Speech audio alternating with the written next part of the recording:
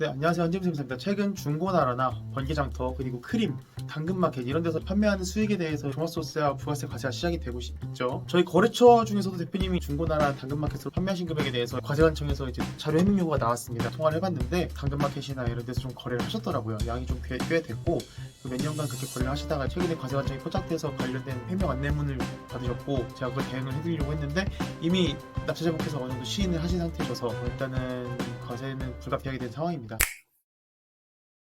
잘 이해가 안 되실 수 있으실 것 같아요. 왜 나는 중고물품을 거래했는데 그럼에도 불구하고 세금을 내야 되는지. 일단 결론적으로 말씀을 드려서 중고물품을 거래하시더라도 사업성이 있다면 부가세와 소득세를 납부하셔야 되는 상황이 발생하고요. 이 부분에서 부가가치세에서 어떻게 정하고 있냐면 사업자가 재화 용역을 공급하는 부분에 대해서는 부가세를 과세한다고 얘기를 하고 있고, 여기서 말하는 재화는 재산적 가치가 있는 무채가 입주물 전부 다 포함하고 있고요. 그럼 여기서 사업자가 누구냐? 이게 제일 쟁점이 되는 부분인데, 사업자란 사업 목적이 뭐 영리든 비영리든 상관없이 사업상 독립적으로 재화나 용역을 공급하는 걸 사업자라고 하거든요. 법률상 정의는 이러하고 판례에서는 어떻게 얘기하고 있냐면, 사업상 재화 용역을 공급하는 자란 부가치를 창출할 정도의 사업의 형태를 갖추고 계속적이고 반복적인 의사로 재화 용역을 공급하는 자를 말하고 있습니다. 대법원에서 이렇게 판례가 예전에 나왔고요. 부가세가 부과되면 자연스럽게 소득세에 대한 부가체계도 연달아서 이제 이어지게 되는데, 소득세에서는 뭐라고 얘기하고 있냐? 소득세에서는 영리를 목적으로 자기의 계산과 책임하에 계속 반복적으로 발생하는 소득에 대해서 사업소득이라고 보고 있습니다. 영리성이 없으면 소득세를 안 내도 된다는 말이죠. 근데 보통 계속 반복적으로 뭔가 소득이 발생한다는 건 영리를 목적으로 할 가능성이 매우 높죠. 그리고 만약에 영리성이 없다면 분명 손실이 났을 테니까 소득세 과세체계에 포함되어서 그게 과세가 된다고 하더라도 실제로 과세할 이익은 없겠죠. 어쨌든 소득세와 전부 다 원칙적으로는 납부를 하셔야 될 의무가 있다라는 거예요. 크림이나 솔드아웃에서 판매하시는 분들 같은 경우에는 사업성을 띠신 분들이 많아가지고 전자상거래 소매업 형태로 사업자를 내서 정식적으로 세금 신고하고 진행하시는 분들이 굉장히 많았었는데, 당근마켓이나 번개장터나 중고나라 같은 경우에 대해서는 과세체계가 확립되지 않았던 상황이었습니다. 근데 2년 전쯤에 이제 전자상거래 소매중개업 같은 경우에는 결제 대행이나 판매 대행을 하는 플랫폼의 경우에는 주기적으로 국세청에 자료를 제출하도록 법령이 바뀌면서 그 부분을 바탕으로 해서 과세 자료를 복잡하고 이제 과세가 나오기 시작한 것 같다는 생각이 좀 드는데요. 납세자분들이 사업상 물품을 공급한 부분에 대해서 납부하셔야 될 세금이 어떻게 발생이 되는지, 어떤 세금이 발생이 되실지 그거에 대해서 안내를 드리자면, 첫 번째로는 부가가치세가 있겠죠. 부가가치세 같은 경우는 품목이 과세물품인지 면세물품인지 먼저 구분을 하시고, 과세물품에 대해서는 부가세를 납부하셔야 되고, 적격증빙을 수취하신 부분이 없으실 테니까 밝혀진 수익금액의 10%를 아마 납부를 하셔야 되지 않을까 싶고요. 거기에 20% 얹어서 무신고가산세가 추가적으로 부과가 될 거고, 납부지연가산세도 하루당 10,000분의 2.2 요율로 계산이 돼서 반영이 되실 거예요. 추가돼야 될 부분은 이제 사업자 미등록가산세. 원래 사업자 같은 경우는 사업을 개시하고 나서 20일 이내에 사업자 등록을 하셔야 되는데 사업자 등록을 하지 않으셨기 때문에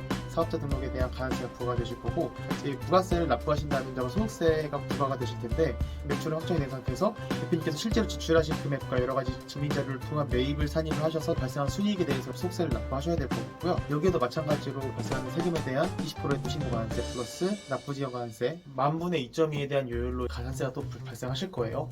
추가적으로 좀 주의하셔야 될 부분은 현금영수증 미발급에 대한 가산세가 나올 수도 있다는 겁니다. 왜냐면은 만약에 판매하신 품목이 현금영수증 의무 발행 품목이었다든지 전자상거래 여부로 만약에 등록이 된다고 한다면은 현금영수증을 의무적으로 거래건당 10만 원 넘는 건에 대해서 발급을 하도록 되어 있거든요. 근데 그 부분에 대해서 이제 발급이 안 돼 있으시기 때문에 해당 매출액의 한 20% 정도에 대한 현금영수증 미발급 가산세가 부과될 수가 있어요. 제가 봤을 때는 그 부과할 가능성이 생각보다 없진 않겠지만 이 부분까지도 부과될 가능성이 있다. 그렇게 되면 납세자분들 많이 큰일이죠, 사실은. 특히 가장 어려운 분들이 어떤 분들이냐면, 도소매 같은 경우 마진이 낮지만 매출액은 높을 수밖에 없는 품목을 판매하는 경우에는 실제로 남는 건 없는데 가산세 나오는 게 훨씬 더 많을 수도 있단 말이에요. 그렇다고 해서 내가 몰랐다, 내가 이런 부분들을 법을 잘 모르고 해서 그냥 뭐 중고거래 플랫폼에서 판매한 물품에 대해서는 사실 이렇게까지 해야 되는지 몰랐다 라고 얘기를 하신다 해도 약간 무서운 말이 있죠. 그 가산세에 대해서 법령의 부지와 오이는 가산세를 감면해 줄 수 있는 정당한 사유에 해당하지 않는다라는 표현이 있거든요. 사실 이 부분에서 변명을 하기에는 조금 어려움이 있습니다. 당근마켓이나 중고나라, 번개장터, 크림, 솔드아웃 이런 데서 이제 판매를 하시는 분들은 가능하면 사업자 등록하시고 진행하시는 게 좋을 것 같아요. 이미 제가 봤을 때는 과세는 시작이 된 것 같고요. 만약에 과세관청에서 직권으로 사업자 등록을 해가지고 이렇게 부과를 하게 되면 저희도 손쓸 방법이 없거든요. 수정신고를 요청드린다든지 사업자 등록도 안 하고 무신고된 부분에 대해서 저희가 경력 청구를 하거나 이렇게 진행하기는 생각보다 쉽지 않고, 만약에 무신고 고지된 부분에 대해서 저희가 해당 세액이 부당하다고 주장을 하려면은 적법한 절차가 따로 없기 때문에 납세자 보호위원회에 보충 민원을 신청을 해야 되는데, 이 부분이 어지간한 사연이 있지 않고서는 잘 받아들여지진 않습니다. 그래서 미리 대비를 꼭 하시길 말씀을 드립니다. 이걸 보시는 분들 중에 통지를 받지 않으신 분들은 미리 사업자 등록하시고 준비를 하시길 권장드립니다. 자, 그럼 이미 고지가 되신 분들은 어떻게 대응을 해야 되냐? 일단 첫 번째로는 중고나라 번개장터에서 판매한 물품에 대해서는 대한층에서 쉽게 과세할 수는 없을 거예요. 왜냐면은 저 같은 경우도 번개장터나 당근마켓에서 뭐 필요 없으시면 다 팔고 그러거든요. 집에 남아있는 물품들에서 팔기도 하잖아요. 그런 부분들이 횟수가 좀 많을 수도 있단 말이에요, 경우에 따라서. 그리고 금액이 나름대로 클 수도 있고요. 이런 부분들에 대해서는 사실은 과세관청에서도 과세를 할 때 쉽게 과세를 하지 못하고 먼저 연락이 올 가능성이 높습니다. 이 부분들이 실제로 사업상 품목이 맞냐, 금액이 정도 되던데 판매 횟수도 꽤 많고 아무래도 사업상 영리 목적으로 해서 판매를 한 것 같은데 이 부분에 대해서 지금 과세를 해도 되겠냐, 금액이 맞냐라고 과세관청에서 연락이 올 경우가 있습니다. 이런 경우에는 먼저 저희가 확인을 해봐야 돼요. 실제로 판매하신 물건이나 그런 수입이 사업상 진행하신 부분에 대해서 판단을 좀 해야 될 것 같고요. 먼저 검토를 해서 법리적으로 이 부분에 대해서는 사업상 판매한 부분이 아니기 때문에 이 부분에 대해서는 부가세나 소득세 납부 의무가 없음을 일단 밝히는 게 굉장히 중요할 것 같습니다. 대표님의 사실관계나 판매하셨던 그 현 상황 등을 판단을 해가지고 저희가 이 부분에 대해서는 좀 부과하는 것은 좀 부당한 것 같다라는 내용의 소명서를 작성해서 그쪽으로 제출을 해서 이제 저희가 어떻게든 해결을 도와드릴 수 있는 방향으로 진행을 할 수 있을 것 같아요. 그렇게 진행되실 거고, 특히 이제 주의하셔야 될 분들은 제가 알기로는 크림이나 솔드아웃 거래하시는 분들 중에 개인 명의로 거래하시는 분들 굉장히 많은 걸로 알고 있어요. 근데 제가 크림이나 솔드아웃을 전문으로 하는 세무사로서 그쪽에서 거래하시는 분들 부피가 만만하지 않거든요. 그 볼륨이 만만하지 않기 때문에 과세가 되시면 완전 초토화될 수가 있습니다. 게다가 이제 크림이나 솔드아웃 같은 경우는 건당 10만 원이 넘는 거래가 대다수이기 때문에 이 부분에 대해서 굉장히 주의해 주셔야 되고요. 연락 주시면 제가 최대한 도움 드릴 수 있도록 진행하도록 하고요. 부가가 시작이 된 이상 가장 좋은 방법은 사업자 등록 미리 하셔서 과세에 대한 통지가 나오기 전에 대비하시는 게 가장 좋다고 보고 있으니까요. 그렇게 진행해 주시고, 아까 말씀드렸던 대로 이미 고지가 나오신 분들은 최대한 판매 내역이나 실제 거래에 대한 내역들 사실관계를 좀 파악한 다음에 사업성이 있는지 여부를 판단을 해서 과세관청에 대응하시는 게 가장 중요해 보입니다. 특히 부가세가 먼저 나오셨다 하신 분들은 소득세 쪽으로 넘어가서 소득세에서도 2차 부가가 나오거든요. 그때 최대한 손비 많이 산입해서 최대한 소득세를 낮출 수 있도록 진행을 해야 되고요.